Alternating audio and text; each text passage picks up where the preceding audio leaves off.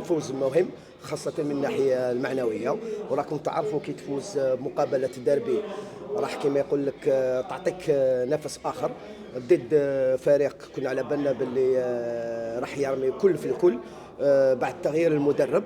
كانت مقابلة صعبة، دخلنا مليح في المقابلة، سيطرنا نوعا ما على مجريات المقابلة في 15 دقيقة الأولى، تلقينا هدف مباغت هو اللي نوعا ما أربك اللاعبين، خاصة في الشوط الأول لاحظنا نرفزة بعض اللاعبين.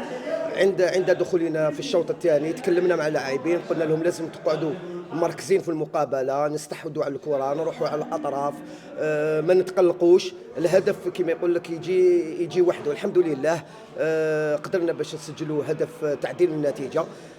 ثم قمنا بتغييرات الكل في الكل، حيث ولينا نلعبوا بثلاثه في الدفاع. سجلنا الهدف الثاني، هذا الهدف الثاني اللي يخلينا كما يقول لك في المرتبه الثانيه بعد 8 نقاط على الملاحقين. الحمد لله هذا الفوز خاصه اللي جاء في هذه الظروف الصعبه اللي راه يعيش فيها النادي.